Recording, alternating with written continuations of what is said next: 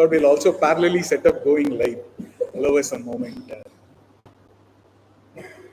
Om Namah Shivaya, everyone. All Pournamis are very, very auspicious tithis. Especially in the Indian tradition, we find Ma Shakti's grace to be fully abundantly available on this tithi. And we'll begin today's proceedings with a small Ganesha Vandana.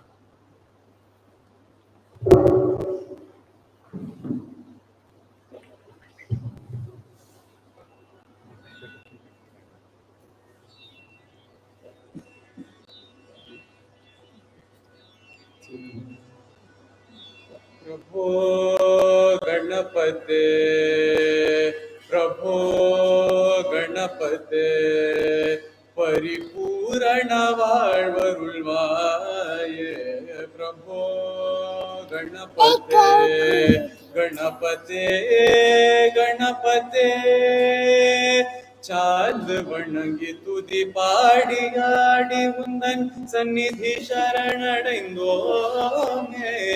शांत सिद्ध सौभाग्यंगळ यावयुं तंदरुळ सद्गुरुनीये प्रभो गणपते परिपूर्ण வாழ்வருள்வாயே प्रभो गणपते गणपते गणपते आदिमूल गणनाथ गजानन अद्भुत धवल स्वरूप देव देव जय विजय विनायक चिन्मय परशिव दीपा प्रभो गणपते परिपूर्ण வாழ்வருள்வாயே प्रभो गणपते गणपते गणपते தேடி தேடி எங்கோடுகின்றார் உன்னை தேடி கண்டு கொள்ளலாமே கோடி கோடி மத யானைகள் பணி செய்ய குன்றன விளங்கும் பெம்மானே பிரபு கணபதே परिपूर्ण வாழ்வருள்வாயே प्रभो गणपते गणपते गणपते गणपते गणपते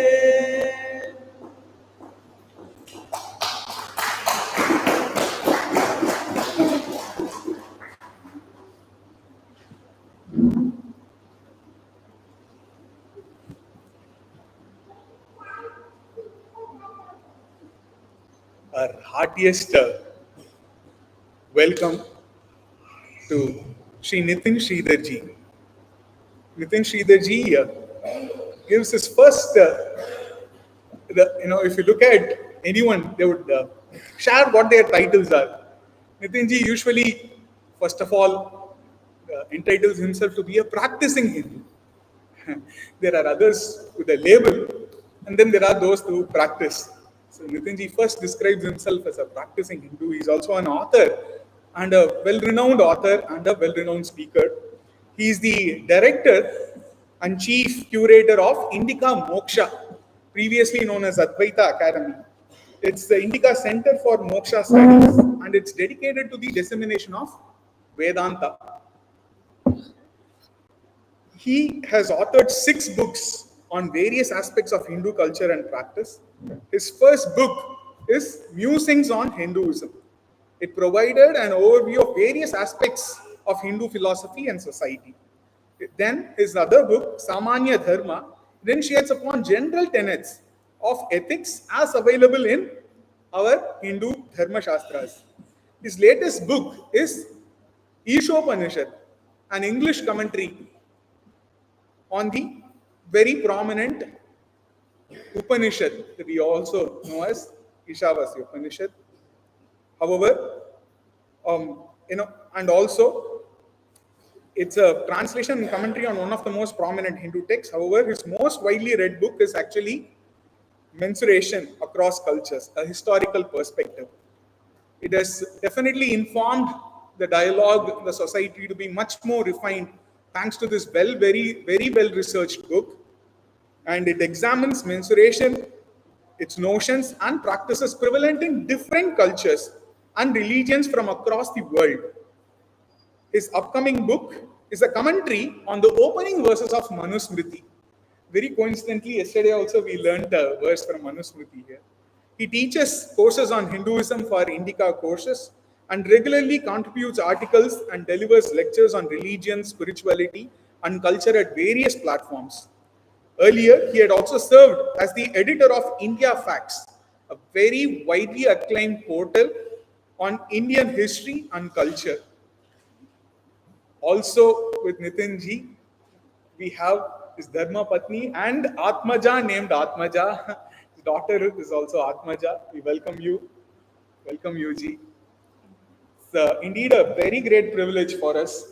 Children have longed, for in their own hearts to look at not just textual knowledge, but also to look at experts of the field so that they can shape and they can think about a future for themselves as somebody who contributes to this domain very actively. So they long to discuss with many experts of the society all the time, and they're very eager to listen to you. Very happy to have you here. Om Namah Shivaya. Begin the satsang. Thank you. Would we have been the mathematician related menstruation as menstruation? Yes. Apologies.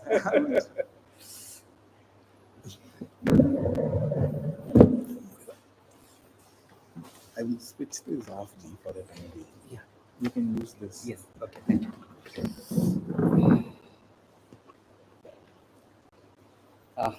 Thank you very much for inviting me, and I have been looking forward to this interaction with all these bright young people.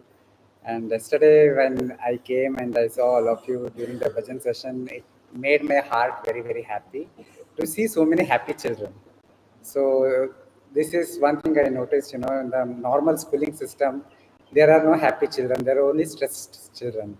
So it's I was very glad to see so many happy children. Let me begin with a prayer before proceeding further.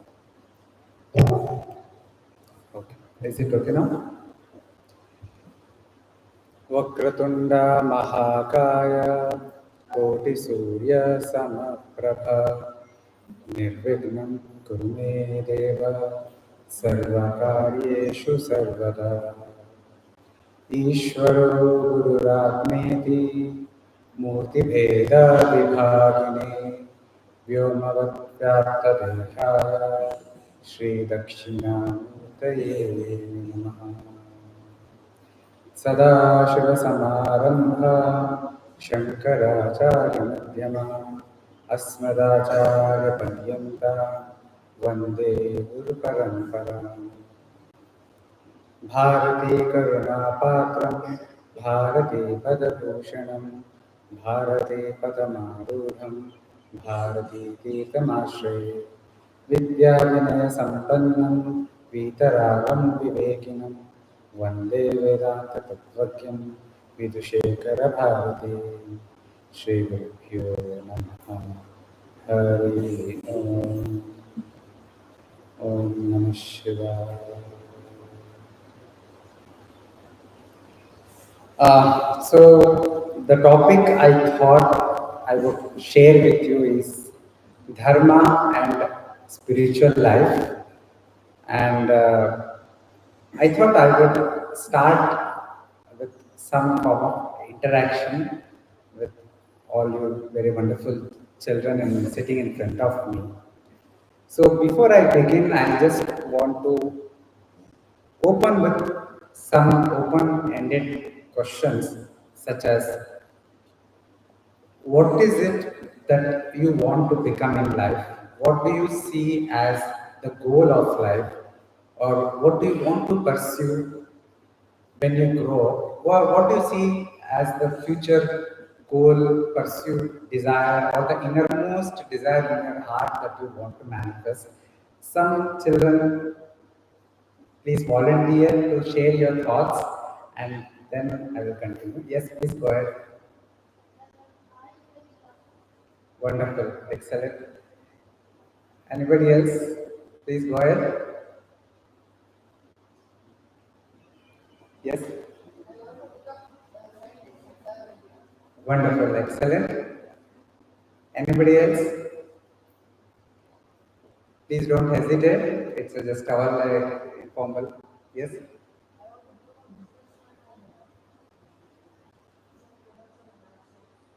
Excellent, excellent. Yes.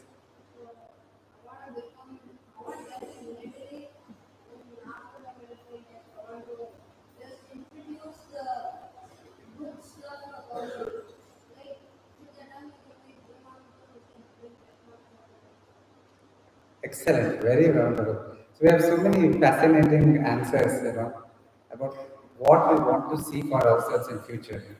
Doctor, military, businessman, so on and so forth. So, but a deeper question is, I mean, this is a question which even adults can ask themselves, what do I want in my life? Actually, all of us will be asking that whole life. The whole life is a discovery of an answer to this question, and maybe we may never find an answer because we are always looking in the wrong places.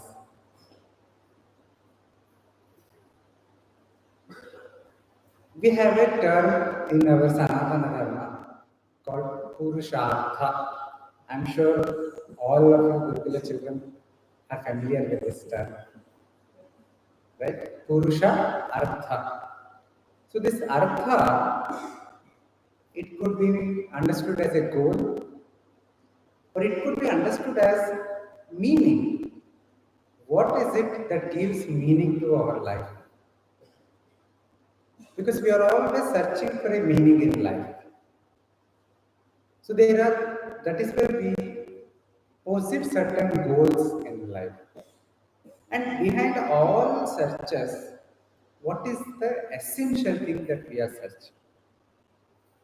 So one of the way to look at Purushartha is that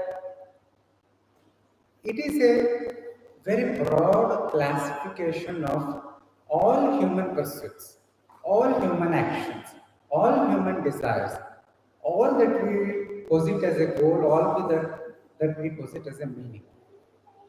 So the beauty of Sanatana Dharma is that it gives these broad frameworks which are eternal in its relevance. Hence Sanatana Dharma. Hence perpetual, eternal philosophy. So we know Purushartha, Dharma, Artha, Kama, Moksha. So that pretty much covers everything, right? So in a very simple terms, we see Kama as pursuit of worldly objects, sensory desires. Artha as pursuit of wealth, financial security, becoming businessman and raising money, raising resources for oneself as well as for the society. And then there is moksha, ultimate goal of life, the final liberation from this bondage of samsara, from the cycle of birth, death, birth, death, birth, death. And we have dharma, the connecting principle that connects artha and kama on one side with the moksha on the other side. Dharma is that which helps one to pursue artha and kama in such a way that we are also Ishvara oriented, that we also move towards Ishvara. But let us redefine these Purusharthas in a slightly different manner. Be the desire that we want to serve the nation by enrolling a country, or I want to become a doctor, I want to earn a lot of wealth, or I want to grow up, get married, have children, whatever desires you take. why are those desires arising and why are we pursuing them? So if you inquire on this path, you will realize that what we are actually pursuing is sukha, happiness, in one form or the other form.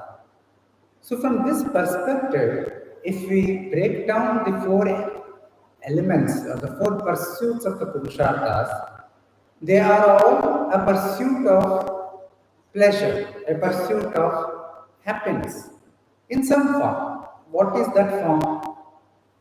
Take karma, for example. You're going on the road, you see a ice cream shop. Suddenly you develop a deep desire, I want this ice cream. And you buy it and you eat it. You savor it. You enjoy that taste, how it feels in your tongue. It is very, very transient. It lasts for only 5 seconds, 10 seconds, or 5 minutes. But still, it's a very powerful experience. You may remember it for a long time, even though the experience is already gone. The memory stays.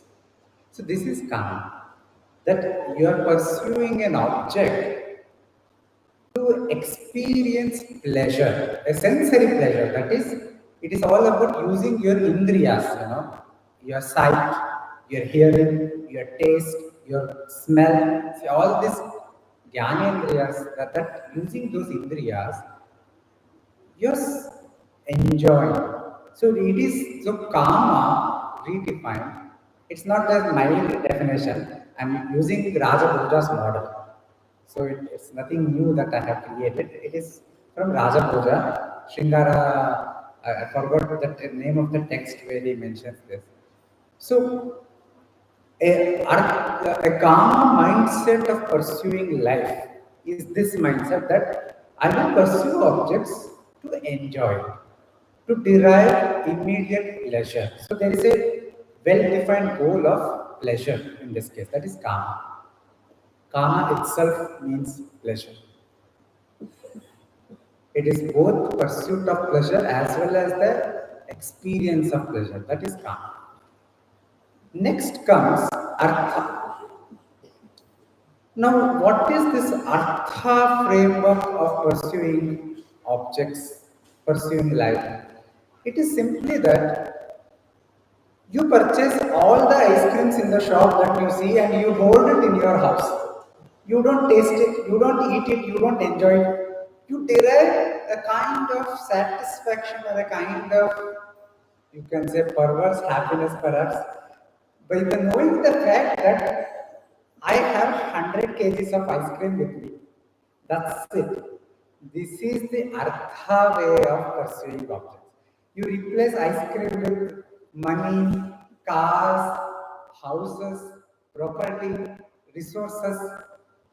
You know, a big businessman, take any big businessman, anybody who is currently there, he has hundreds of houses. In single house, there will be 100 floors, 1,000 rooms, and he would not have visited more than 10 rooms in his life. It is there just.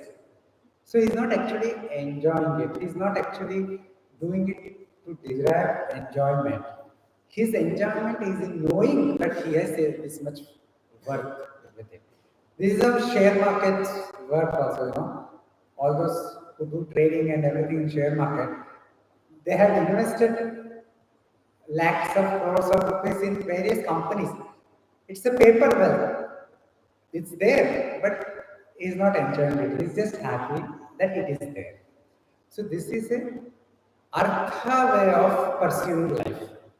You see, rather than defining artha, kama, dharma, moksha as a goal in life, which is also correct, but we are seeing them as a mode of pursuing life itself. And then there is dharma. What is this dharma? Now, there are many definitions of dharma.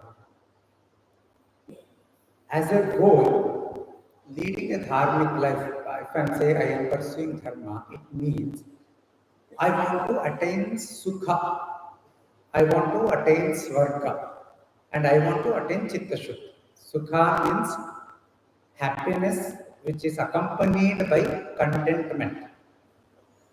And dharma is the means to ensure your happiness not in only this life, but also in the next life.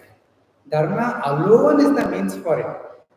Artha kama ends in this life. When you die, you won't take with you whatever wealth you have.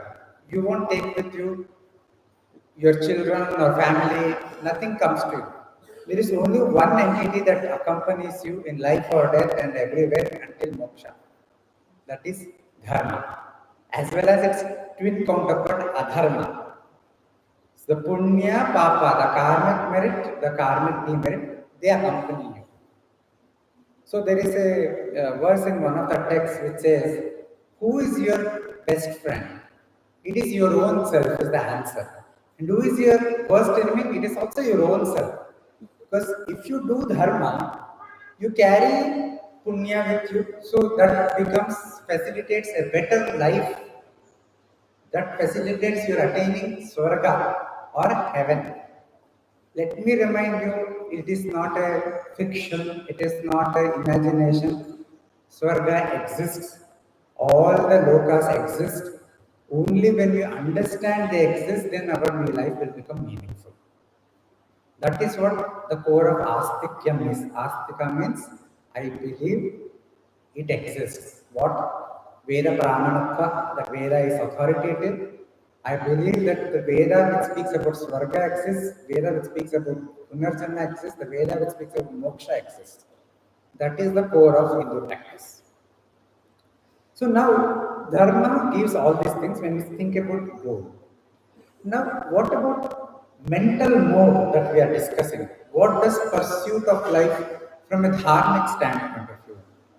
It entails that whatever worldly objects that I pursue, the first question I ask myself is it desirable? That is it really useful to me? Is it harmful to me or to the society? Does it comes under Vihita Karma, that is it sanctioned by the Shastras? Or is it not prohibited by the Shastras? You see, in the matters of Dharma Shastra, the Veda, Smriti, Itihasa, Purana, they are the ultimate source for knowledge. Because dharma, punya, papa, you cannot see with your eyes, touch with your hands. Right? So they are the ultimate source. So we need to know what is dharma, what is adharma from Shastra. Because actions do not themselves come and tell me, look,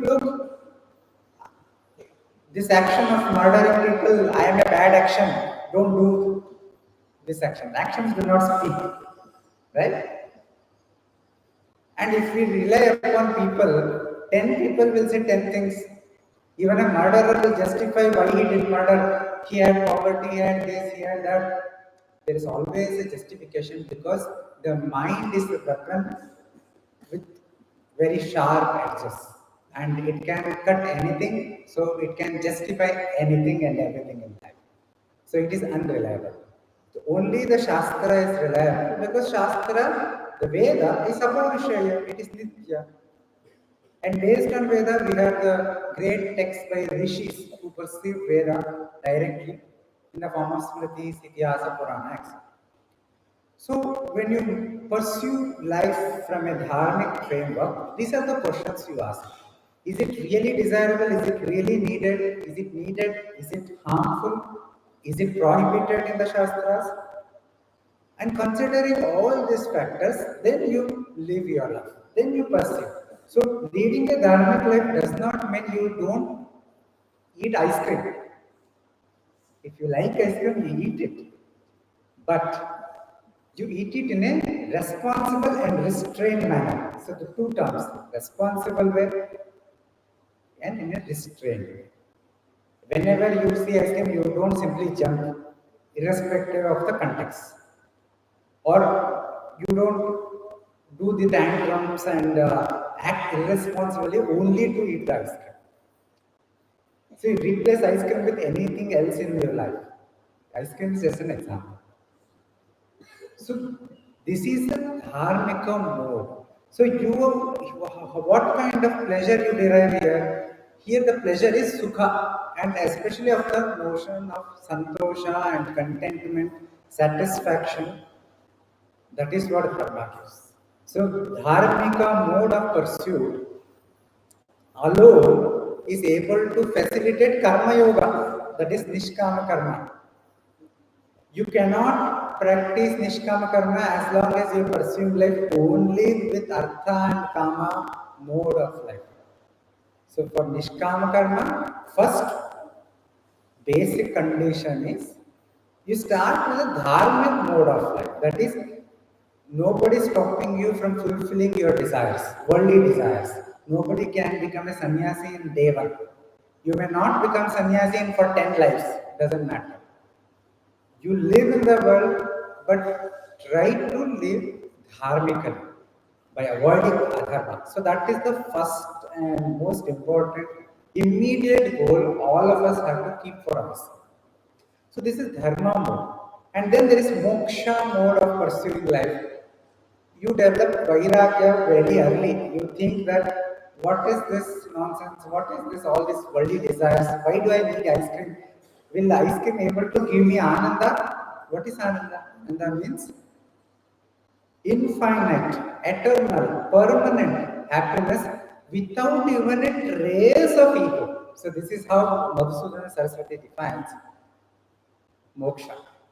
Infinite happiness without even a single trace of dukkha, sorrow. Worldly sukha has sorrow. It's a cycle. It's like a sine curve. I don't know whether you have already studied sine curve in mathematics. It's like a sine curve. The world goes up, goes down, goes up, goes down. So whenever there is sukha, happiness, be ready, prepare yourself. The dukkha will strike your, knock your door. Maybe tomorrow, maybe after 5 minutes.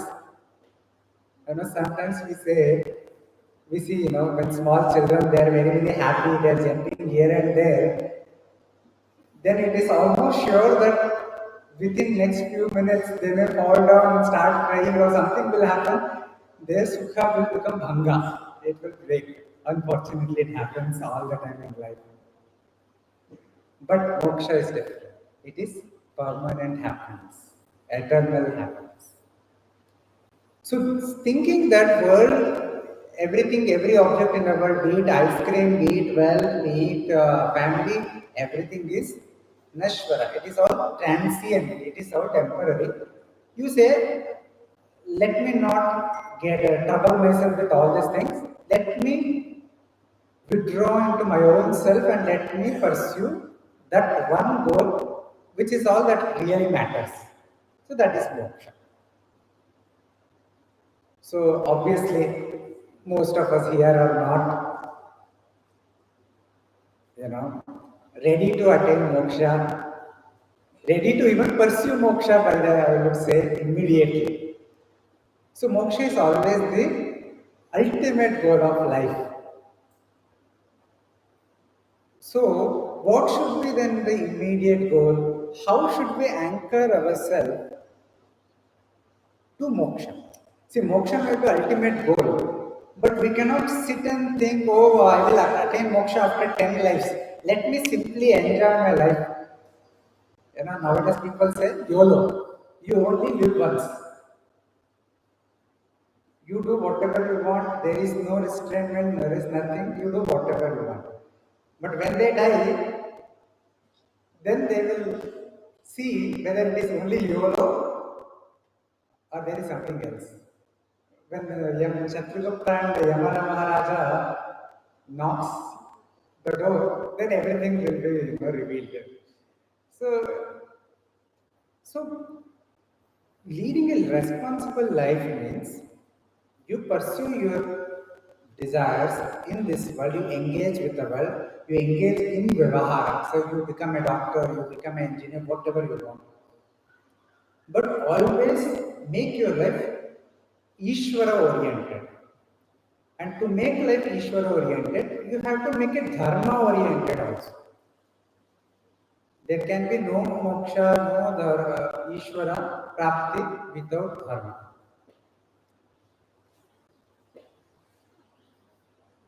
Now in Aparokshanabhuti, I'll just read the verse, I don't remember the exact verse. So in Aparokshanabhuti, Shankaracharya Bhagavad, he gives three elements for our practice as our immediate goal. So I won't go into all the theory about how moksha is the ultimate goal. To attain moksha, you have to attain Brahma Jnana because Brahma Jnana is moksha. To attain that, you need to develop sadhana. You have to practice Shravana Chatushtaya, that is Shravana Manana Nididhyasa. And to do that, you have to have the qualities called sadhana Chatushtaya, Viveka, Vairagya, etc. All too very far away.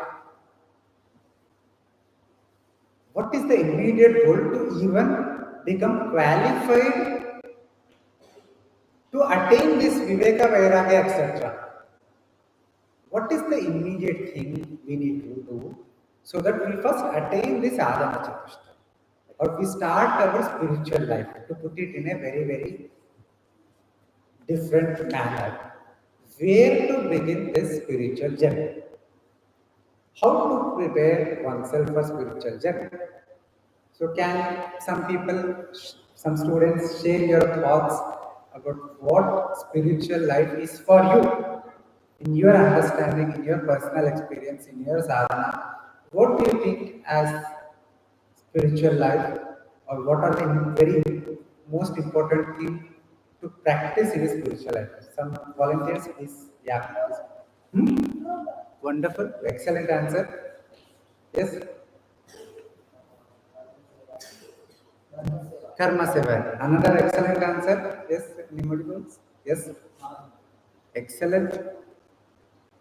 I'm saying excellent because I mean it. It's not that I'm repeating the same word again and again to all of you.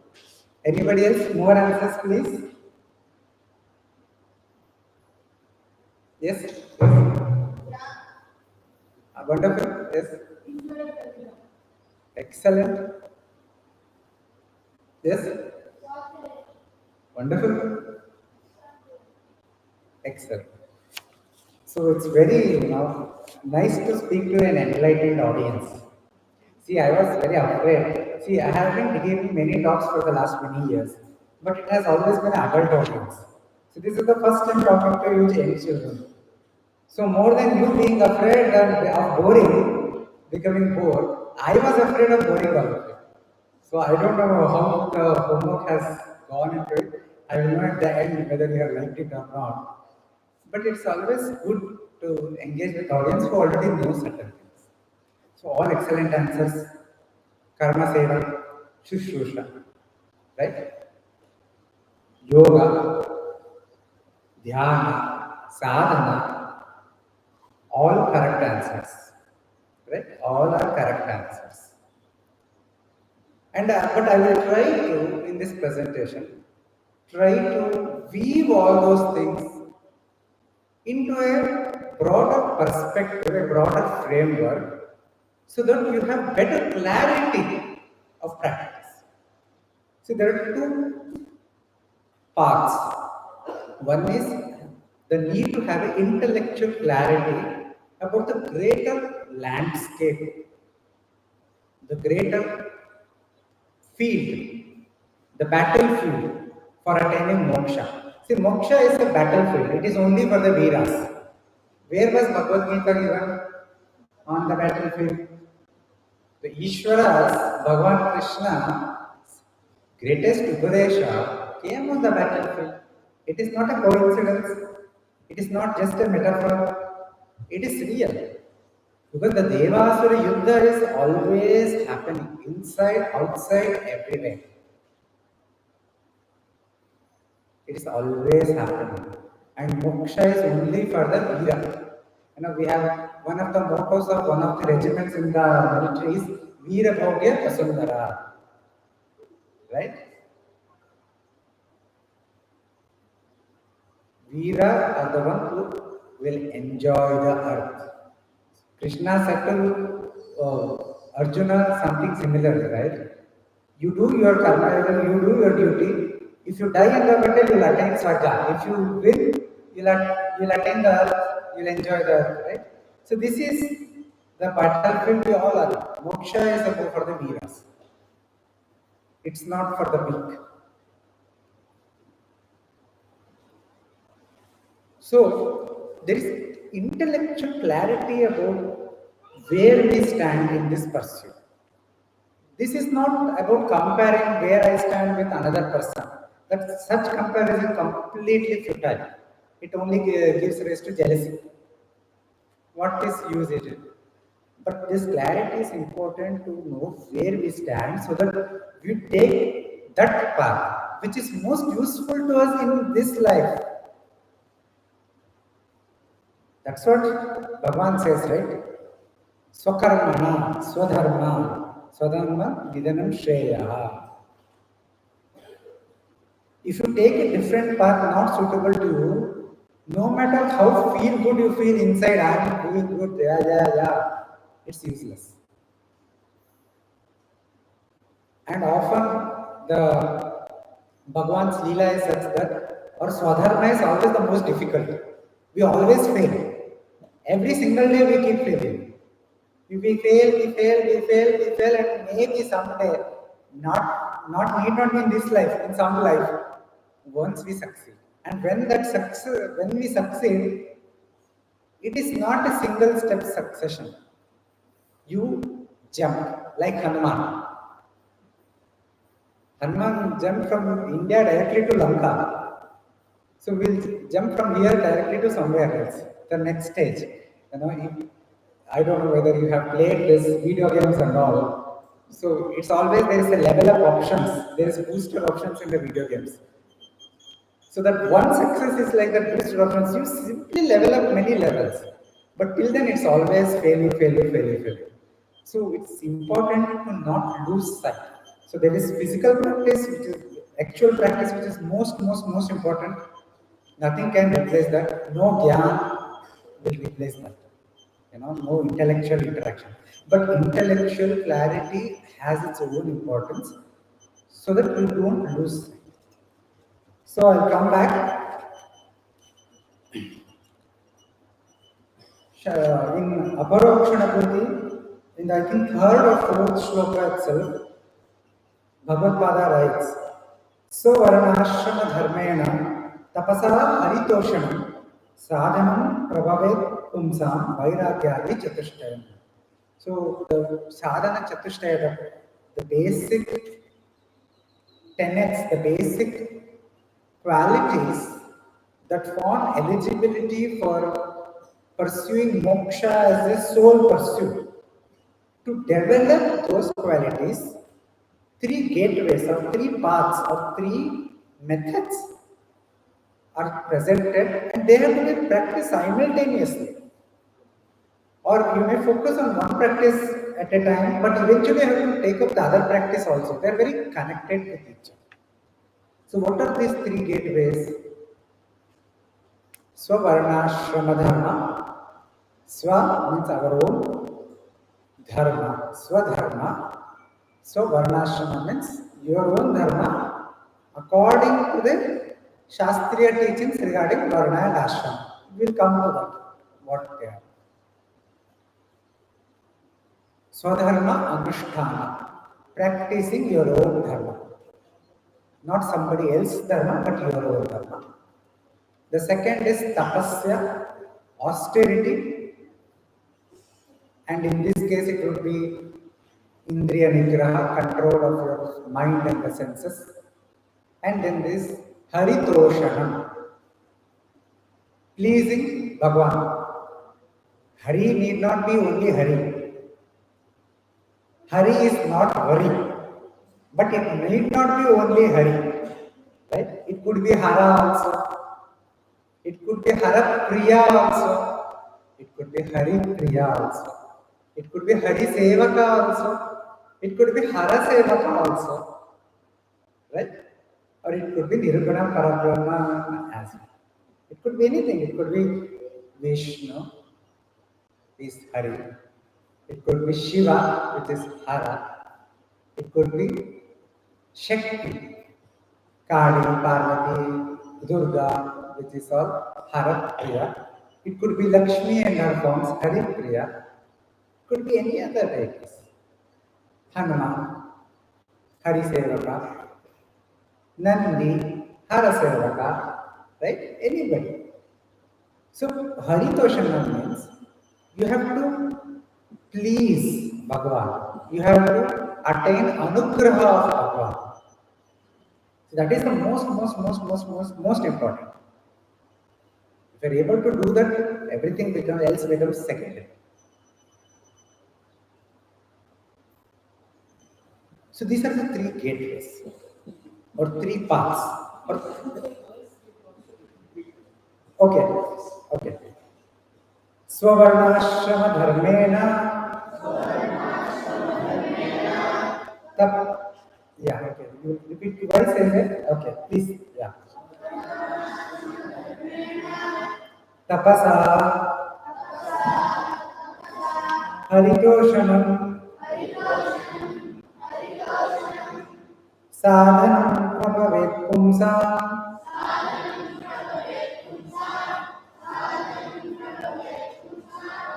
Vairāgyādi Chatushtayam.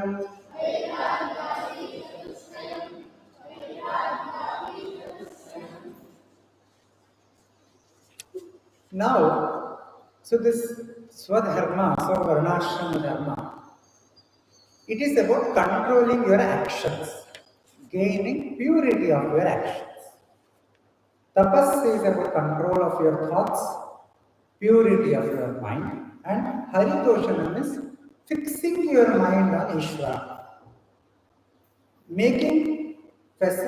trying to attain anugraha of Ishvara, blessings of Ishvara, as well as a manifestation of Ishvara in your own life. See, Ishvara is not an abstract concept for us. Ishvara may be nirguna, it is impersonal, but it is not abstract. Because the same Brahman who is nirguna is also saguna. Is Anantamaya Guna also. He can manifest as hundreds of thousands of infinite number of forms and be without form. So the good example is Agni. You are all doing the Agni Kriya. You cannot say that Agni has a particular form. It does not have any particular shape. But it has thousands of shapes. If you just sit in 15 minutes and watch Agni, sometimes you may see a horse in it, sometimes you may see Ganapati in it, sometimes you may see star in it. It is always moving and changing, right? Something like that. Bhagavan is without form. Therefore, he can take all the forms. This only a Sanatani can understand. Otherwise, there is a lot of theological debate that if you say God is impersonal, then you cannot say God is personal. If you say God is personal, then you cannot say God is impersonal. This is a false dichotomy. For Vedantins, this is a false dichotomy. For Sanatanis, this is a false dichotomy. Okay, so let me come back to Swavarnashrama Dharma. So today's session, I hope to put some focus into all the three elements: Swadharma, the tapas, Indriya Nigraha, and the last Haritoshanam. Many of which I am sharing, you might be already aware. I saw the wonderful Satsang yesterday evening by Guru-shishya. It was wonderful, very learning sessions. So when you are listening to every day of such satsangs, so all this you are already familiar. So take it as only a reiteration. And this reiteration is also an important part of tradition. Anuvada, that is reiteration to reinforce our own conviction. So I am not saying anything new. So if you find something insightful, it's good. Otherwise, take it as a reiteration. So Swadharma Anusthana, or the phrase that Bhagavad Pada uses here is specifically Swavarnashrama Dharma Anushtana. Anushtana means practice. So when we speak about this, of course, there is Varna element specifically mentioned, Varna Dharma. Then there is Ashrama element, Ashrama Dharma. But there is also a third element which is implicit in them, not specifically mentioned, and that is Samanya Dharma. So when we speak about Swadharma, it is always, the Varna and Ashrama Dharma, they are all called as Vishesha Dharma, specialized Dharma, specialized to your context, your situation, your person, your competence. But Samanya is Samanya. It is Sadharana. It is common. It is the LCM, least common factor. For all people. No gender, no race, no ethnicity, no nationality, no differentiation exists as far as Samanya Dharma is. But when you jump to Vishesha Dharma, all kinds of differentiation will come. And that is the most beautiful part of Sanatana Dharma. You find Samanya Dharma in other religions also. What are those 10 commandments of Christianity? It is a different way to put the universal principles. Right? I am not saying we have to see Christianity or any other religion on par with Sanatana Dharma. I am openly against such equivalence. I am openly against the notion that all religions are equal. They are not. They are different. And Sanatana Dharma alone is Dharma. There may be different manifestations of Dharma. There were many dharmic manifestations in the past, such as Greek civilization, Roman civilization, etc., which were all mixed. But Dharma, which is Sanatana, is Hindu Dharma alone. Let us have both Shatrubodha and Swayambodha. Right? We have to know our Shatrus. So I won't go more into that because this is not the place. After the session, we can have an informal chat about the Shatrubodha part. But the point is, the notion of Sanatana, Samanya Dharma is that their common principles, it's universal. It's manifested in different cultures. Every culture says about speak truth and all those things. But the Vishesha Dharma is where we excel because our rishis were so great that they thought they had a very long vision. They had vision of the past, present, future, Trikal Drishtas, right? So they could see all our weaknesses, all our strengths. So they gave all the specified, differentiated teachings called Vishesha Dharma. That is what the Smritis and all focus on. So two important categories under them is Varna and Ashrama. But let me first begin with the Samanya Dharma itself, because that is the foundation. So you can see one of my book, they titled as Samanya Dharma, a very small 100-page booklet, which collects Samanya Dharma, all the tenets in various texts, and presents it in a meaningful manner. Let me begin with a story. I'm sure you might have heard of this story, which I call as the story of three Das. Da. You're all not, I'm already seeing the heads moving, so you're all very familiar. So where is the story from? Anybody remembers which text the story is from? So some of them were no. So this is a story from Brihadaranyaka Upanishad. The story of three Da. So the story is, you know how there is Manushas, humans, then there is Devatas, then there is Asuras. And now this world is always a battlefield between Devas and Asuras. And do you know where these Devas and Asuras make the battle? They do it here, in the Bhuloka. This is the battlefield. The Asuras stay in the lower realms, the Devas stay in the upper realm, we are in the center. So, what Asuras want is Swarga. But they cannot simply jump to Swarga, right? So they make the base, the military base. When you want to play Mount Everest, there is always a base camp, right? So the base camp for Asuras is Guloka. The base camp is here. That is why, if you remember in the Mahabharata, this is a different story. Duryodhana wanted to commit suicide out of humiliation. Then one of the Asuras took him to his Asura Loka and said, all our hopes is in you, Duryodhana. The Pandavas are the Putras of Devatas. You, Duryodhana, and all your Kauravas are Amshas as us, Asuras.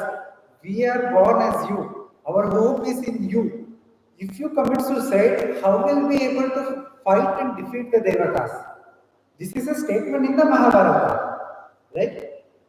So, the Mahabharata clearly brings out the fact that Devas and Asuras fight in Bhuloka.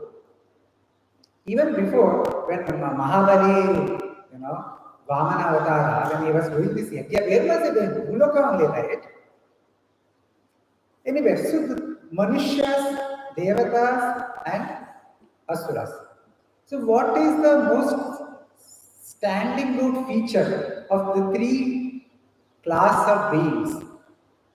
Right? Can anybody tell what is the most striking feature for Devatas or Asuras? Anybody? Anybody volunteer? Their mental quality. What is their feature, mental quality? Yes, that is there, definitely. What about Asuras? Yeah.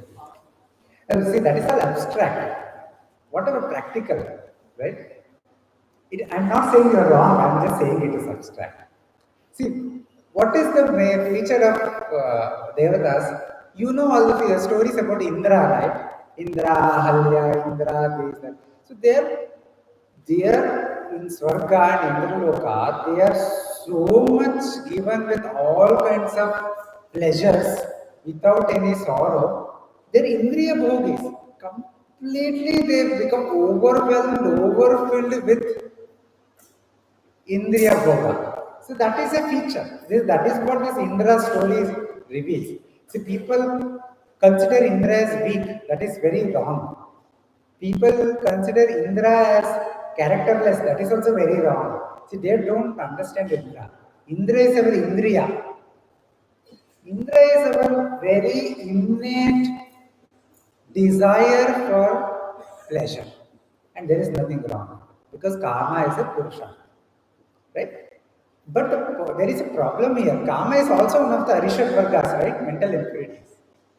So too much is too bad, we say, right? So that is what happens with the Devatas. Too much Indriya Bhoga invariably leads to some of the other problems. What is the feature for Asuras? They're cruel, Baba. They kill, they eat, they're violent, they're merciless. See, all these traits, when practiced in a restrained way, they become Kshatra Guna. They become Guna which is desirable. See, violence in itself, see, we say Ahimsa Parama Dharma, that is fine. But how do you protect Ahimsa? It is through Himsa, right? So it is restrained then. All these gunas, when in a proper context, they may be desirable. But out of that context, they become undesirable. So in the case of Asuras, they are undesirable. They are merciless, without compassion. Completely brutal. Brutal. So, what happens? And what about humans? What is the one standing out trait? We have many faults anyways. All the faults in the world are in the inside us, right? But what is one? Greed, selfishness. There are no other being in the world who is as selfish as a human. absolute, brutally selfish, brutal greediness. So all three of them decided they will go to, I think it was Prajapati, sorry. So they went to Prajapati because they were all dissatisfied with their lives.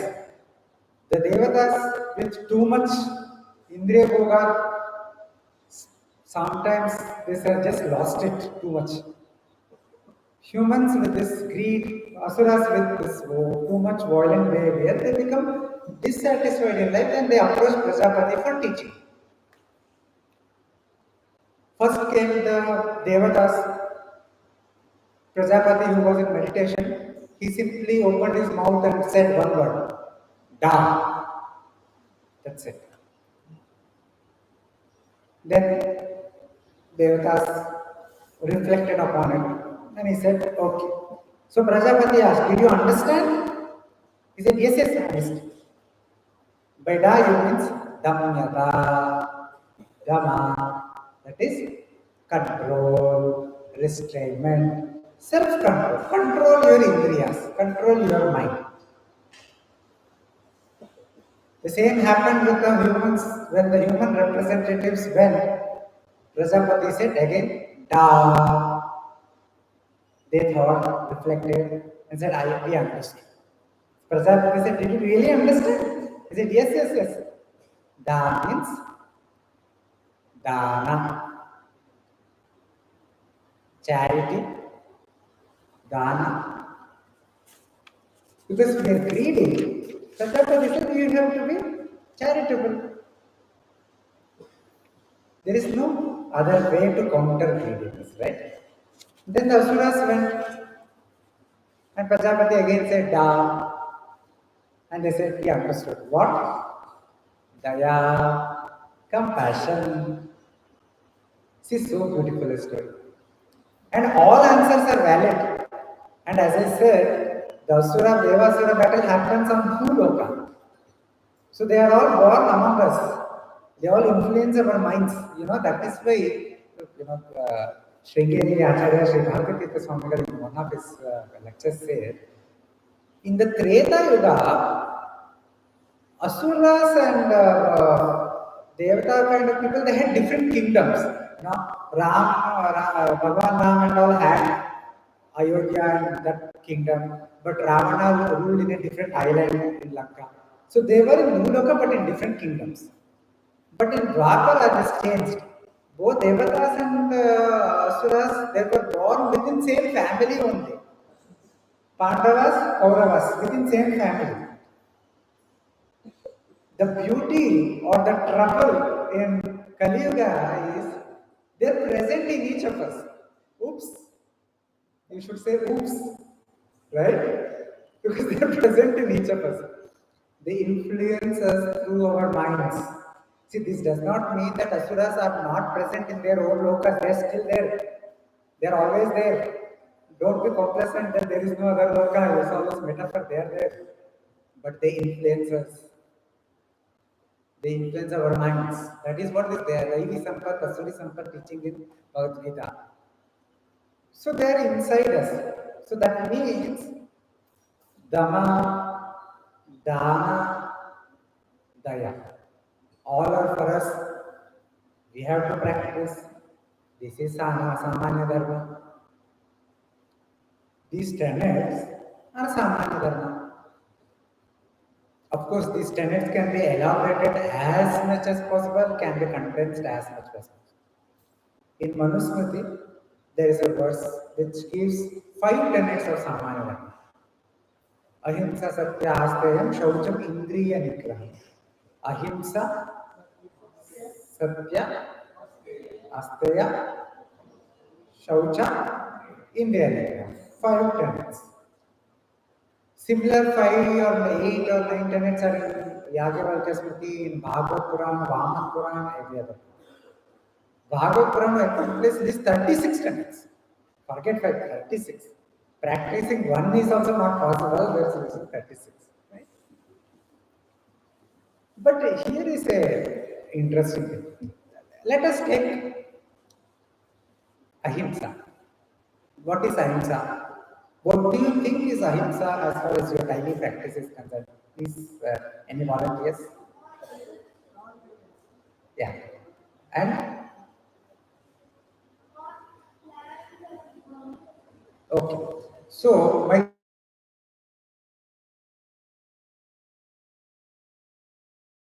do you beat it or do you endure it? Do you ignore really, or you're going to ignore if you're sitting in a place with all mosquitoes and all ants coming and what about scorpion? If it comes to bite you, what will you do? Huh? But we kill it, right? We kill all these pests and rodents, right? What about food? We are all eating a vegetarian food here. But don't plants have life? Yes? Right? So when we do agriculture, are we not doing violence? Yes? Yes? Exactly. Exactly. Very good. But we are doing violence. What about the world nature? Don't the tiger eat the sheep? Right? Hmm? Exactly, definitely. Very good answers. But it is also violence, right? The point I'm trying to make is very simple. There are also yagyas, we do religious yagyas, the Vaidika yagyas. There is a class of Vaidika yagyas called Poshubanda, wherein the animals are sacrificed. There is a class of Soma yagyas. Similarly, there are certain Devi temples where animal sacrifice also happens, like in Kamakya. So the point I'm trying to make is very, very simple. Ahimsa Parama Dharma, yes, definitely. But Himsa is ingrained in the very design of samsara. This is very important point. People think Ahimsa is Gandhian Ahimsa. People think Ahimsa means pacifism. If your enemy wants to kill you, show the other face and let him kill you. Right? That is not Ahimsa. Ahimsa Paramadharma because when you are able to truly practice Ahimsa, it is possible only when you attain Moksha. When you become Mukta, when you become Jivan Mukta, when you attain that highest state, then everything becomes you. Yasya Sarvasya, no, all the things in the world. I forgot the verse. That is where I stopped. So, the Ishavasya Upanishad says, the state of Jivan Mukti is one where you see all the objects of the universe in your own heart as your own self. And you see yourself as manifested as all the objects of the universe. When you attain that state, there is true ahimsa. Because in that state, everything is you. There is no duality. So there is no scope of himsa at all. But as long as you're in samsara, some magnitude of himsa is inevitable. So what to do then? Sannyasis take ahimsa as a mahavrata. Now when they take the sannyasa vow, they say, now I will not harm anybody. Let no being, no entity in the universe be afraid of me. So that is why what they do, they don't cook their food. They take viksha. They don't walk around during the Chaturmasya, the rainy season, because it may harm the germs and all those things. So their daily life is such that there is minimal himsa. But that is for sannyasis, not for grihasthas, not for us. For us, then what is ahimsa?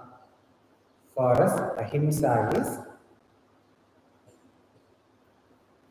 practicing a lifestyle which is non-injurious to others for sake of any selfish purpose. We should not practice injury to others for selfish purposes. And even when the violence is taken into, it has to be only under extreme considerations, only under legitimate causes, and the magnitude should be only to what is really needed. This is I'm telling you from individual as well as a larger social perspective. A Raja, what is the quality of a Raja? Shishta Rakshana Dushta, right? He protects the good and punishes the bad. That is the power of the Danda he has, right? To punish. Punishing is Himsa, but it is inevitable, it is necessary. At the individual level, similarly, eating food is a necessity, but we can try to minimize Himsa in our food practices. So that was the, what should I say? That was the principle behind vegetarianism suggested by many acharyas, right? To minimize the Himsa. Similarly, in your day-to-day life, we should try to kaya vacha manasa, through our thought, through our speech, through our action, not to create unnecessary injury to others. We should not harm them, especially not as a, as a revenge or some selfish reasons. This does not mean that you can lead a life by satisfying everybody. No matter how good you live, there will be people who will complain. You cannot satisfy others. You cannot live life like that. You have to live life according to dharma and according to your own inner consciousness. See, one of the sources of dharma, the Manusmriti says, is Atma Tripti, right? Your mind has to be clear that I lead a good life. I am not committing any wrong. Now, what about truth? Now, there is always a clash of principles, right, in your daily life. So, there is a, imagine a scenario, this is a well-known story narrated by many teachers. There is a sage who is sitting under a tree, he has taken a vow that I will practice only speaking truth. And once, some innocent person was running away from a group of robbers or some dacoits. And he said, I will go and hide in your hut. Please tell whoever is pursuing me, tell them that I have gone in a different direction. The sage did not say anything, he was quiet, but he went away because he thought sage will listen to him. Now the dacoits came and asked the sage, did you see anybody? Where did he go?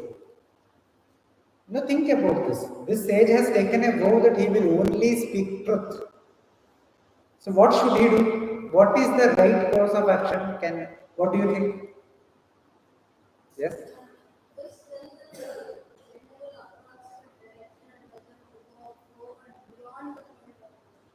And any more answers? Huh? How do you minimal truth? They say, did you see, where did that person go? Which path is what they are asking? Did he go left? Did he go right? Did he go straight? He knows that he has gone left to his hut.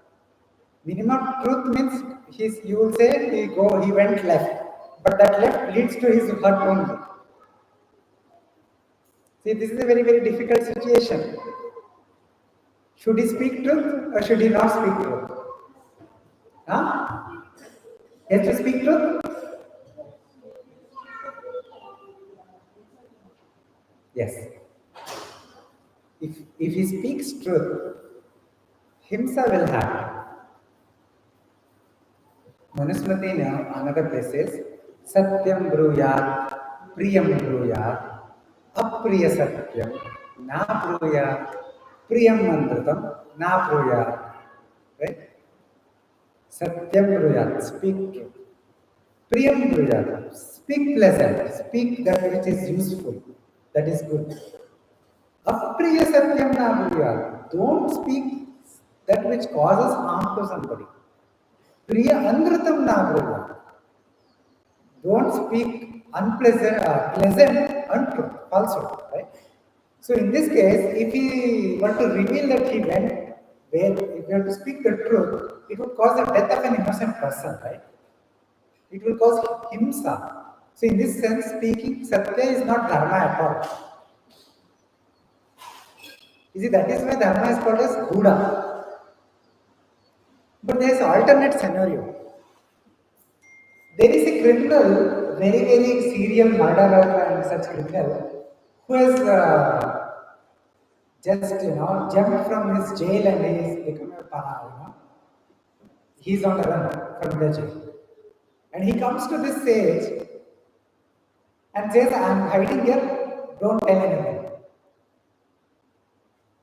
Now the police come pursuing him.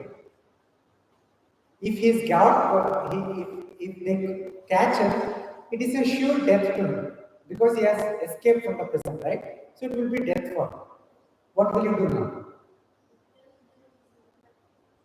Because if he is left alone, he will go alone, and then he will kill more innocent people. You have your heart at a right place. This viveka is needed. So in this case, so in this case, speaking truth is satya. In the other case, speaking truth was not satya at all. Right? Because here it's a criminal. But there is a third scenario. There is some third person who is running. You don't know who is running and who is pursuing. Let's see. That is what happens in real life, right? You actually don't know this person in front of you is a criminal or an innocent person. What will you do next?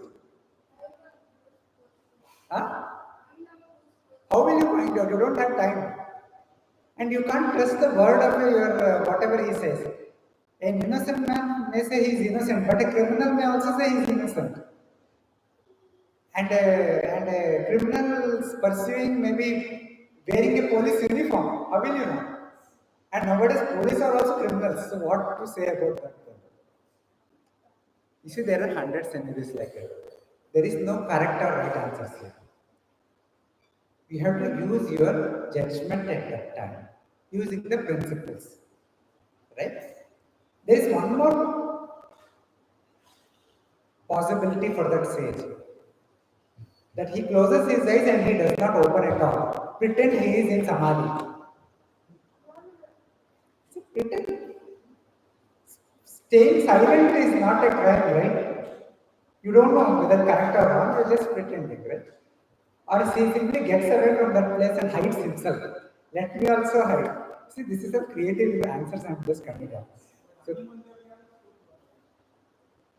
the, the point is, the same principle, the Satya, Ahimsa, whatever it is, in practice, its implementation may vary from situation to situation. So we have to use our viveka, our discretionary decision making.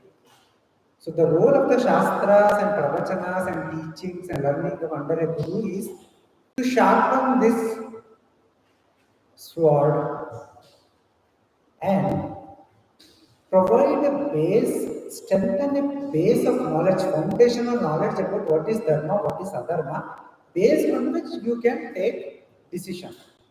But we should always try to avoid paralysis, action paralysis. Arjuna had that action paralysis, right? Just before the war happens, he was thinking, how can I kill my guru, how can I kill my parents and brothers and all. See, each of this is adharma, killing your guru and all this, right? Similarly, Bhishma had paralysis when Draupadi Vastrahara happened. He could not speak out that it was wrong. Because there were too many factors, he became overwhelmed. It happens. But we should always strive to ensure that it does not happen. Okay, so now we will move from Samanya Dharma. I don't know, I think I am taking a lot of time. So if time is over, I will stop wherever I am there. So do we have time still? Okay. Okay. So at least I will cover the Dharma portion, if not others. So I mentioned, when we speak about Swadharma, there are three elements, right? One is Samanya Dharma, which is about living a ethical life. Daya, Dama, Dana, Ahimsa, these are all ethical principles. The second is ashrama dharma, which is about living a responsible life by discharging all our duties and obligations based on our station in life. Usually, ashrama is translated in English as station, where you are in life. But the full-fledged understanding is it is a leading a responsible and duty-based life, discharging all our duties and responsibilities in accordance to our station, in accordance to our ashram. What is Varna Dharma? Varna Dharma is living a ritual-oriented life by anchoring oneself to Ishvara. And now the ashrama Dharma. What ashram are you all in? Exactly. What are the other ashramas we have? Excellent, excellent. So, what is the foremost duty of a brahmachari?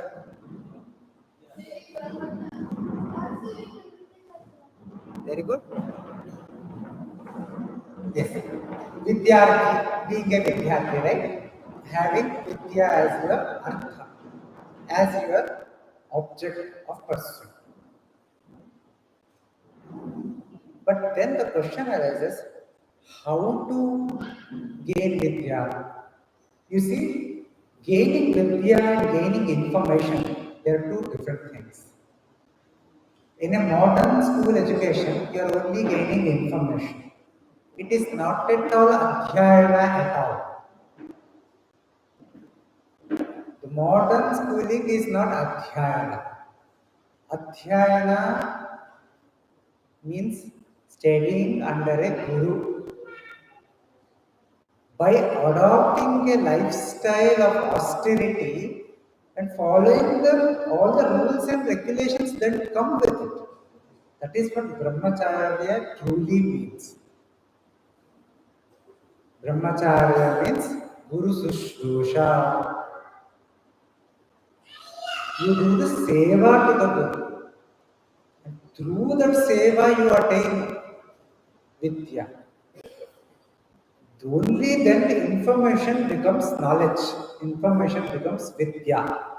And that vidya alone can take you to Brahmajnana. That vidya alone can free you. Information cannot free you. Only when you do Guru-shishya, you will have punya. You will have the tapas that will help you to translate information into a realizable entity called vidya.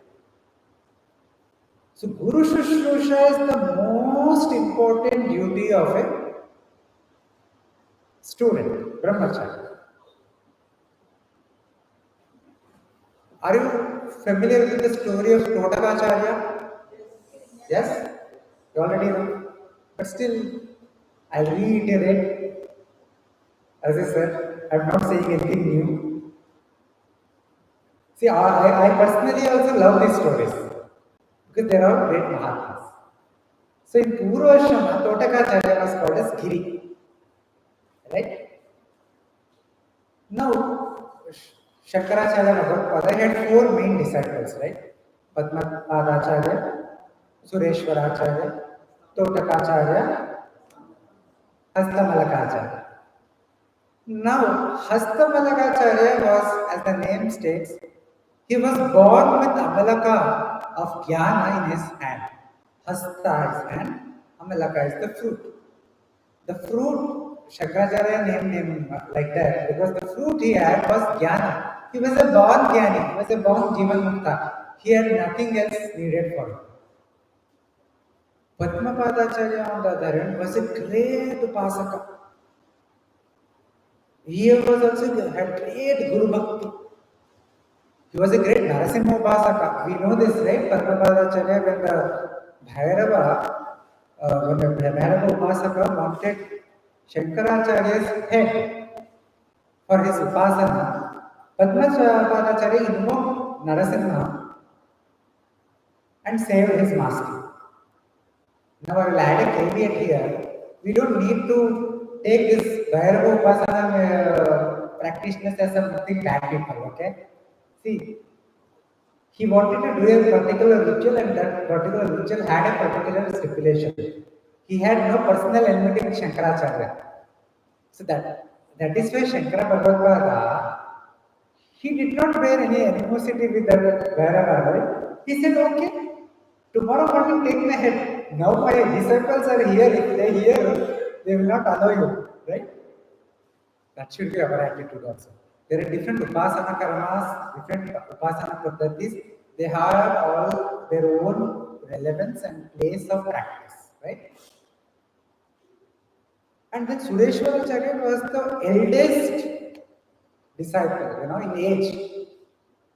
Shankaracharya was a 16 or 20-year-old. Sureshwaracharya was, I think, 60, 70 years. I don't know what was his age. Young teacher, very old student.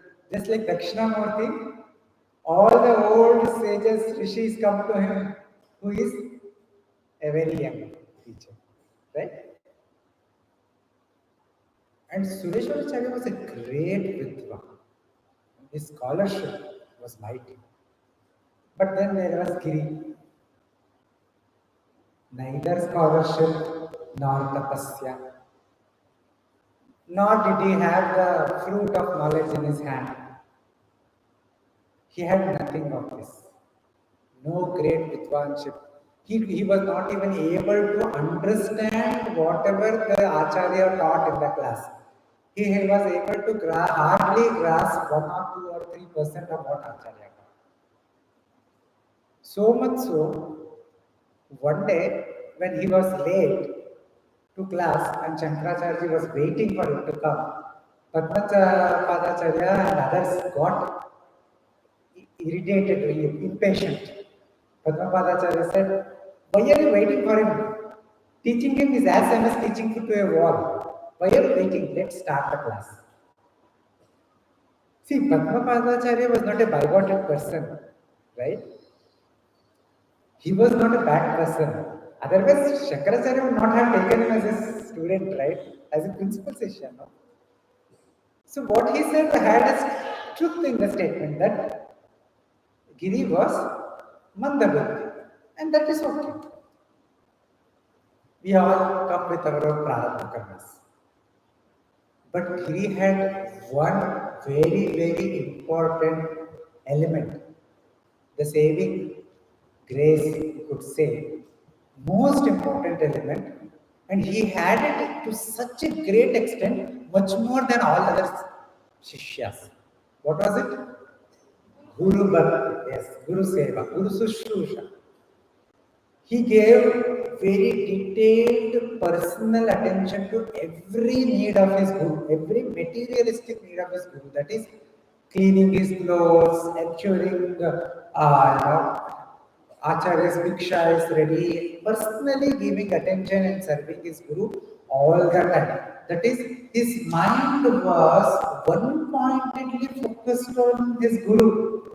You see, we don't realize this. We think Sushrusha as a, most common people think Sushrusha as a menial act, as something inferior. It is not so. True Sushrusha, that is Guru-shishya, Acharya Sushrusha, or parents, Pitru, Matru Sushrusha, or in the Varnashrama context, we speak about certain Varnas as a Shudra having Sushrusha as a Dharma. What does it mean? It is about serving in a Nishkama Bhava and with focused, one-pointed, Ekagra Chitta, focused concentration on the Guru. See what a great quality. That means Giri had all the necessary qualifications to become a Jnani. It was merely a question of when. So he may be intellectually weak, but he was competent. And he attained that competency through Shushrusha, that's it. And then Shankaracharya, when he heard his other students saying, he felt bad for giving. Because Shankara knew the true competency of his Shishya. Then just Shankaracharya did a mental blessing, and through that mental blessing, Giri became Totakacharya. At that moment, he had Sampurna Jnana merely through the Guru Kripa, Guru Anugraha, just Guru Anugraha. But a point here is to be noted. If you are incompetent, then no amount of Guru Kripa will make you a Jnani. See, he was internally competent. That is important. So what happens if you are incompetent? When the Guru does Anugraha, either you waste it or the Guru, if he is compassionate, he will ensure the Kripa will only manifest at a later time when you become competent. So it will be in a potential state with you. The later, maybe this life or 100 life later, it doesn't matter. Right? The only way to lose that potential anugraha is if you do Guru Droha. Yesterday, Guru Kriya spoke about Droha, right? If you do that, that anugraha will be lost. So the story I narrated again to show the great importance of Guru-shishya. And there is one more such Shushrusham which is very, very important duty, Ashrama Dharma for a Brahmachari. What is it? It is Shushrusha of your parents. What does Taittiriya Upanishad say? Matrudevo Bhava, Pitrudevo Bhava, Acharya Devo Bhava. The first comes the mother, and then the father, then the Acharya. So it is very, very important to do Shushrusha of your parents. You see, the Shastras say that the parents' words have to be taken as a Veda Vakya. You have to listen to them always, take their permission always. But again, we are living in Kali Yuga. Neither parents are perfect, nor children are perfect. Right? We cannot be Rama today because our parents are not Dasharatha's. Right? So we have to always contextualize to our time and context. And we have to take the essence. What is the essence of Shushrusha to your parents? That you have to be responsible for them. When they grow old, do not abandon them to some Vridhashram. Do not go to United States or somewhere else to work and make money while leaving them alone here for nobody to serve. Right? However, this does not mean that you have to follow whatever they say to the last word. If possible, you are a great Mahatma. But we are not. Most of us are not, right? And sometimes our parents are weak like us, so their decisions, their instructions are actually wrong. Right? It may be wrong. They may be thinking in some that this, I'm not saying they think bad or they think in terms of you're wrong. No. Their intentions are good, but suggestions may be misplaced. So we have to use a vivekam here also because we are living in Kali Yuga. We have to use a vivekam. But there are also examples today of young mothers leaving their young infants on the railway line because they don't want to bring them, right? So we have to understand the reality of today. But the point here is, irrespective of how your parents have been, whatever complaints you have against them, whatever it is, because when you grow up, all things happen because they are also humans. You have your siblings, there may be one or, if there are three in the house, there will be one who is the father's favorite, there will be one who is mother's favorite, and there will be a third person who is nobody's favorite. This happens. Always happens. So when you keep growing, the resentment in our hearts keeps growing. So we should always, it's not easy to remove resentment, but what is easy to remember our duty. Do not abandon them, because they also did not abandon you. They did not throw you on the railway track to die. Always remember this, do not abandon them. You may not be able to stay with them in the same house after you get married, but stay near them, nobody is stopping you, right? So that you can take care of them when they need you. So this is how you contextualize the teachings to your situation, to the ground realities. So Shushusha of the parents is very, very important. You know Shravana Kumara's story, right? Everybody knows? You want me to tell? Yes? Okay. This story comes from Ramayana. Shravana Kumara is known for his bhakti towards his parents, his Shushusha. His parents were blind, they became aged. So but they had taken good care of Shravana Kumara from childhood despite great difficulties. And Shravana was also deeply devoted. So much so that when his aged blind parents said, "We are nearing our end, so we want to do Tirtha Yatra." They said, we have this tradition, right? Go on a Tirtha Yatra, go to Kashi Yatra and all, so that gain all the punyas before you die. So they have that desire. But how to take them is a big question. They cannot go on their own. In olden days, what used to happen is, when the children are grown up and married and have settled everything, the aged parents of 50, 45, 50 or 60, they used to go on their own. Husband and wife used to go on Tirtha Yatra. There was no cars, trains, and aeroplanes, buses, anything. They used to go on walk. Starting from South India, they used to go throughout India one round and come back.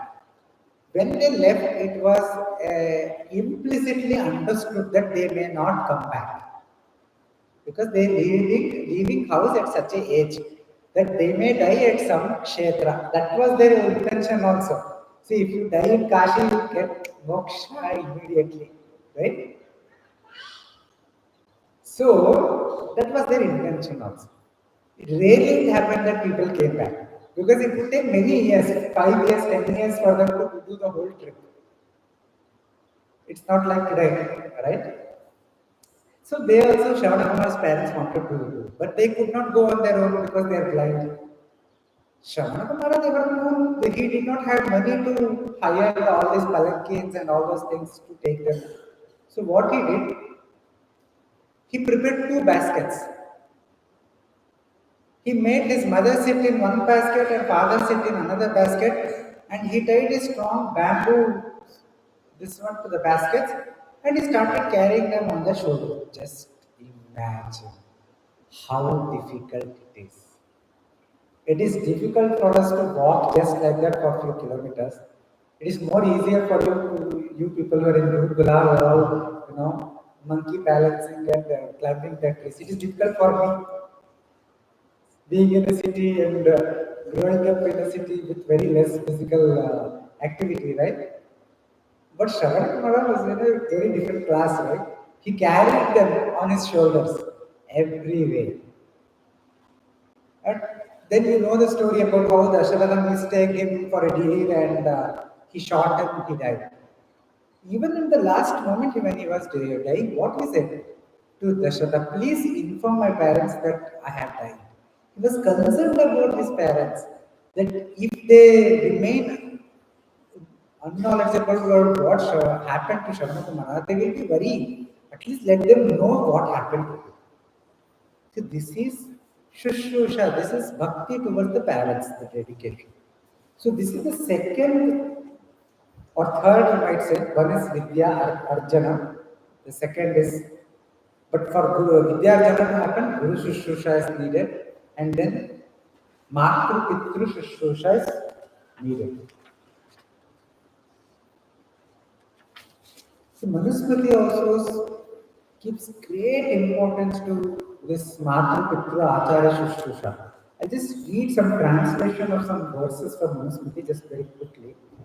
In second chapter, there are verses which says, the Acharya, the father, the mother, and even the elder brother should not be treated with disrespect, even though one be distressed.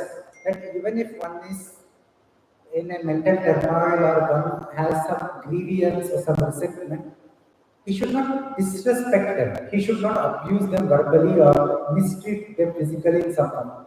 This is completely prohibited. Why? Manu says the Acharya is the very embodiment of Parabrahman. The Acharya is Brahman himself.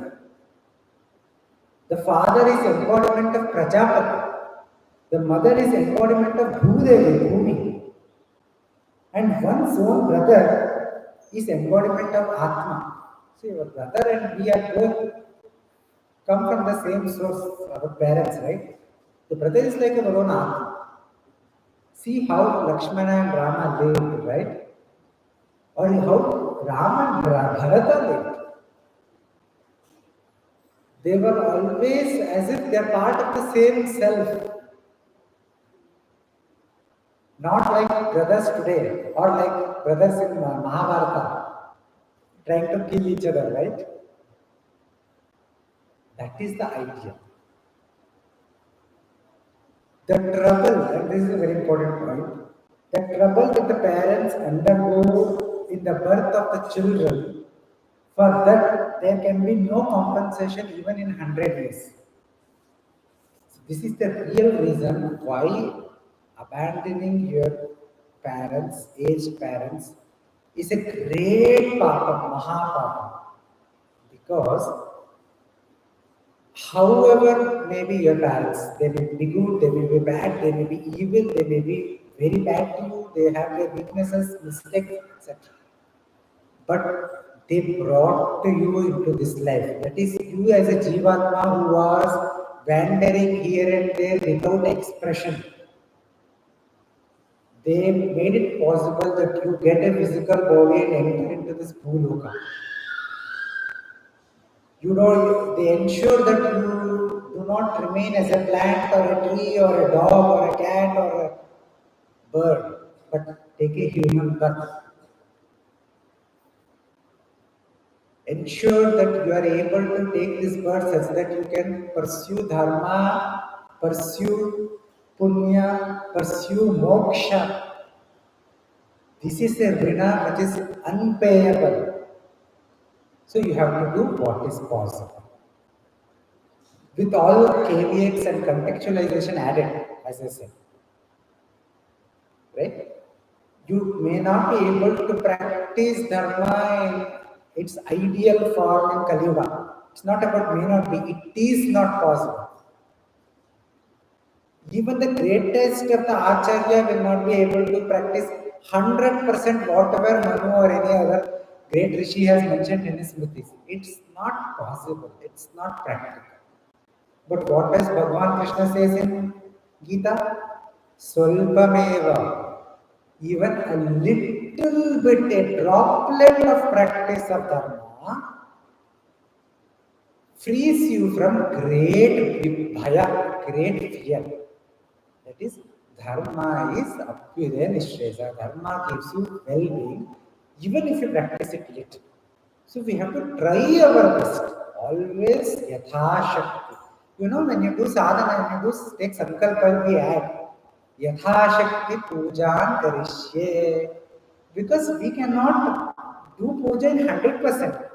When we sit in puja, we will be thinking about, oh, our class, we have to finish our homework, we have to get up in the morning. Oh, that friend, he did not give me back my toffee, he stole my toffee. See, all these thoughts are in our mind. So we do yatha shakti, right? So this is the first one, Guru-shishya, Matru-shishya, Pitru-shishya. The second is Sadachara. We have already discussed this, that is Samanya Dharma. Satya, Ahimsa, Asteya, good conduct, Daya, Rama, etc. The third is self-transformation. See, your personality becomes kind of solidified by the time you're 25 years, 30 years max. 35 is already completely solidified. 20, 25 years is the max. So this is the time from say 8 years to 16, 18 years to transform yourself from a child to a mature, responsible adult. Right? This is the time to make yourself strong, make yourself a Veera. No, I mentioned about the spiritual path is for the Veeras. Right? This is the time to transform physically, mentally, and spiritually. So I'm very happy that you are already doing this. Yesterday I saw you in bhajan, dancing and singing. Some were also meditating. I was very, very happy to see this. And then I also saw many of you playing, climbing the trees, right? It's already happening. Physically, make yourself fit, make yourself healthy, make yourself strong. Mentally, purify yourself through abhyasa, constant practice, satsanga, and indriya nigraha. And spiritually, practice one or the other form of spiritual sadhana. See, it is very important. See, it is one thing to do samuhika sadhana, that is doing bhajan and everything in a community-based manner, together with all your friends and all. It has its own place, it has its own importance, it has its own power. But it is very, very important to realize that spiritual sadhana ultimately is a solo journey. You have to travel your own path. So it is good to cultivate from a young age some sadhana. I think you might already be doing it. I don't know. But if you're doing it well enough, if you're not doing it, it's good to cultivate. Some sadhana, it could be some japa, it should be some dhyana, something. Sitting quietly for 15-20 minutes at least, you could chant Ashtotara of a Devata Rishta, Ganapati, Subramanya, Shiva, whoever it is, Rishta. You do Ashtotara, you do Sahasranama, you do Mantra Japa, or Nama Japa. For Nama repetition, you don't need Diksha also. But you do it repeatedly. Ashtotara means not just reciting once. Every day repeat it 10 times, 15 times, 20 times. Take a particular number of times, half an hour, sit and do it. And do it with full passion, full dedication, full bhakti. Keep repeating it for years together. So that is how sadhana happens. That is needed. So that is for mental transformation. So the next duty is concentration and hard work. This is already well known to you, right? You know about Arjuna's story, right? About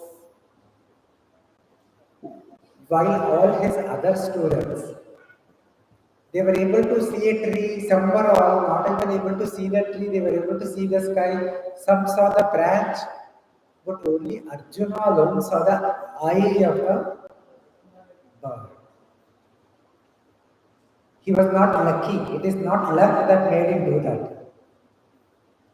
Luck alone cannot accomplish this. He put in hard work and cultivated ekagrata, right? Concentration. To develop concentration, he put in hard work.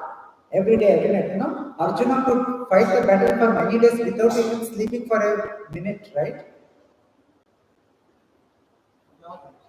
Well, yeah. So he had that ability. How did he develop?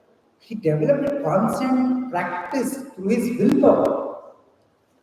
So this is something that all brahmacharis should start developing. It's all the lifelong process.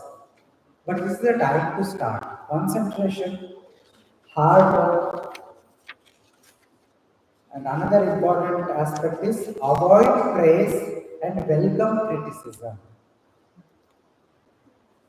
See, nobody likes criticism. Nobody likes to be scolded. Nobody likes to be, you know, but we all like to be praised. That is a human nature. But what we need to develop is equanimity. That neither praise nor criticism affect our mind. Again, I'll just read one verse from Manusmriti, just a translation part. Manu says, one should ever shrink from praise as if it is a poison. And one should always seek for criticism and disrespect as if it is amrita. You see, praise is poison, visha, and criticism is amrita. Because if you allow praise to take control, then it will go to your head and make you so ego, so prideful that you will stop seeing sense. Your vision will become completely missed. Your self-image becomes so large that you will lose your touch with reality. Then somebody will have to slap you to bring you back to the reality. Right? It need not be a literal physical slap, right? It could be that, but it could be much more. There are worse things than that. You will fall down at the most crucial time and when you least expected it. Right? It happens. So it's better to be cautious. And criticism also, you have to take it positively, because if 10 people criticize you or abuse you, whatever it is, there will be one criticism which is actually true and useful to you. If you close your eyes, close your ears to all criticism in arrogance, then that one voice you will also be missing. So you will also be missing an opportunity to self-characterize.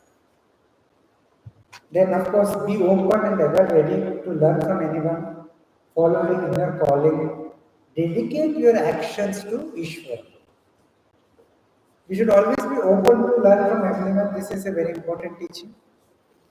And inner calling, we all have our inner calling. I mentioned Atma Tripti as one of the sources of dharma. So our conscience has to be clear. We have to have this inner calling, we have to pursue it and not sideline it. And most importantly, dedicate your actions to Ishvara. Bhagavad Gita, Krishna says, being dedicated, being devoted to one's own dharma, swadharma, man attains perfection, attains completeness, complete success. A human being achieves success by worshipping Ishvara through his own swakarma, swadharma, through his own duties. Who is that Ishvara? Ishvara is the Jagatkar. How do you worship Bhagavan? With your actions. It is by performing your actions with Ishvara Buddhi.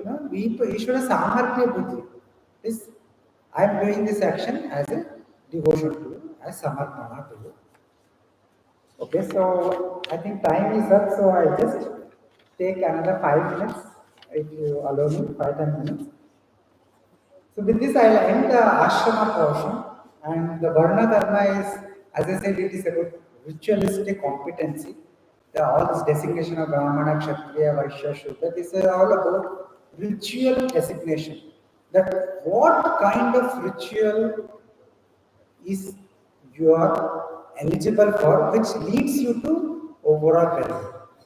And this has a social component also, but there also it is about ritualizing the society. You are transforming secular, that is laukika social actions, into a ritualistic actions as a dedication to Ishvara. That is how this Varna comes, that all these Varna related duties are there.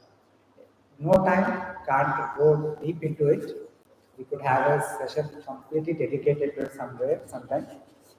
And finally, I just want to quickly go through tapas and haritoshanam very quickly. Sorry, I spent most time on Dharma itself.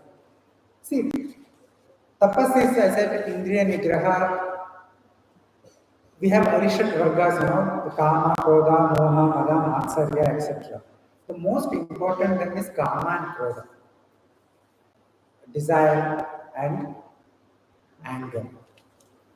The antidote for desire is Vairagya, and the antidote for anger is Titiksha. Vairagya and Titiksha. You all know the definition of Titiksha. Sahanam sarvadukkanam apratikara purvakam chinta vilaparayitam satitiksha vidiyate. Shankaracharya says this in Virendrachudam. That whatever life throws at you, take it without resentment. Right? That is Titiksha. Right? And how to develop it? Through abhyasa. Constant practice, constant failure and constant practice. In the Mahanarayana Upanishad, this is a practical teaching that I have found some great people have suggested. To get over this Kama and Krodha, there is Mahanarayana Upanishad, there is a wonderful mantra.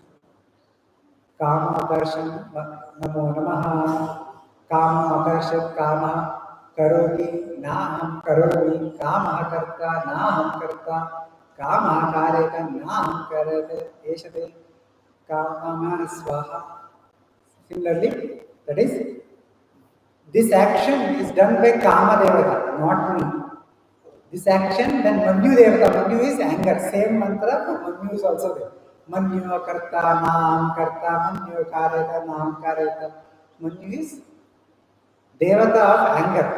Now we are personifying anger and Krodha and Kama as Devatas and saying Namaste to them, saying that they are the actual performers of all these bad actions that we commit, not me, the self. So one great Acharya, he mentioned in his talks about if you practice this sadhana, repetition as the japa and dhyana continuously for years together, you're able to burn your past karmas done by Kama and Krodha, and it will also help you to overcome or at least restrain your Kama Krodha. So this is what I learned from somebody, some great teacher. I don't remember his name because I have read it somewhere. So last section, Haritoshanam, Bhakti. I think Bhakti, you are already aware, no need to tell you, for me to tell you. Gajendra Moksha story, Prahalada story, Ishvara is everything, he saves you, he is the saver. If I realized one thing in my life, it is that Ishvara, Ishvara could be he or she, right? She, for me it is she. She is the last and the only true refuge. See, this phrase is interesting. It's my own coinage, I would say. Last and the only. It is last because we don't go to Ishvara first. We try to run around here and there and try to devise solutions to our problems.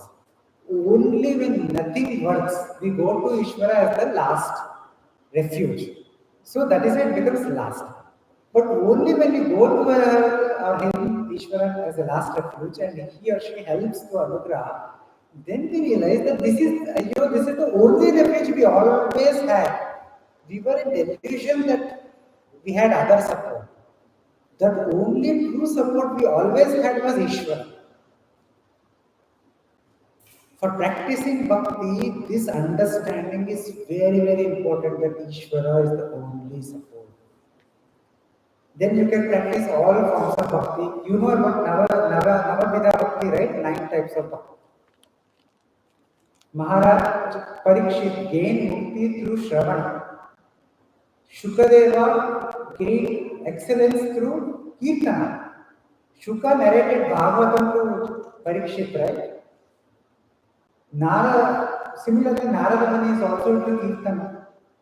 Prahalada gained excellence through Smarana. Prithu Maharaj through Archana. Devi Mahalakshmi, she is always doing Padasevana. Akrura is example for Vandana.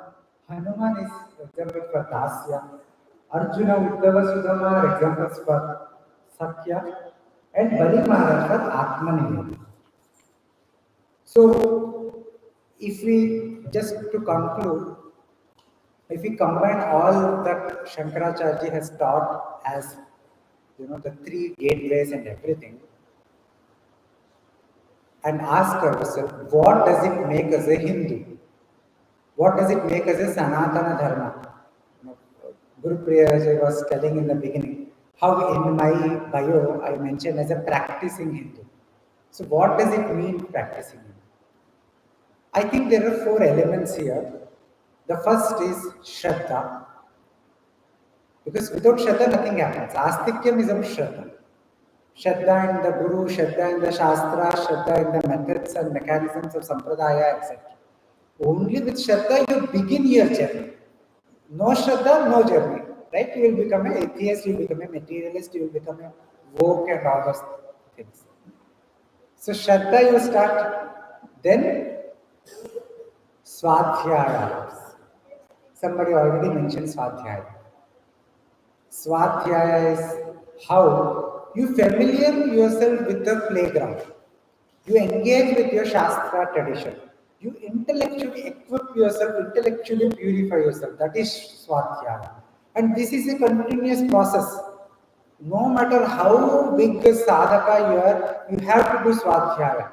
Even Sringeri Shankaracharya's other Shankaracharyas, even they do Swadhyaya. They do engage in the study of the Bhashya, study of the Shastras and all, even though they are Sarvagyas. Because that is how you keep the sword of intellect sharp and oriented to dharma. Then comes sadhana, a particularized spiritual pursuit. It could be mantra sadhana, it could be yoga, jnana, whatever it is. It could be combination all of them. And I particularly believe mantra sadhana must be a part of it because that makes you Ishvara oriented. And finally, sadachara, which is what we discussed at length, Swadharma Anusthana. Because that provides the cushion, the foundation, the fence, boundary for everything. Without sadachara, all the three elements will fall down. You will not make progress anything. So this is the yama. See, even in yoga, what is the first two limbs? It is yama niyama, right? People directly practice asana and pranayama and think that they have achieved. But without yama niyama, those practices are not sustainable at all. So, sadachara. The 3-4 S is what I call Shraddha, Swadhyaya, Sadachara, Sadhana. So with this, I end my presentation. I hope it was good enough, it was not boring, it was not too heavy, it was not very thick. I hope it was useful to all you young people. And I would like to hear your feedback, any follow-up questions you have. And I'm very thankful to Smiti ji, Adanaran ji, and all the Anaadi Foundation for giving me this opportunity. Wonderful place. I am simply fell in love with this place and all these children here. Thank you very much, Shri Guru.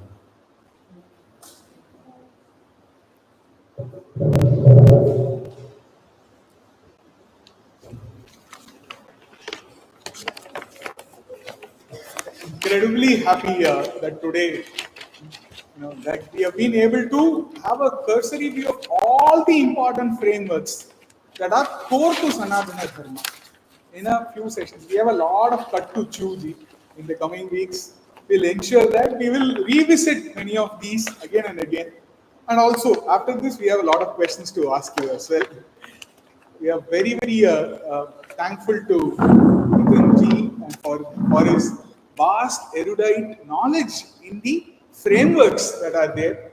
Awaiting his books on Manusmriti as well. And very important that we bring out Samanya Damas. Ji was saying that what are some common minimums that we all have to hold in our chitta as practicing Hindus.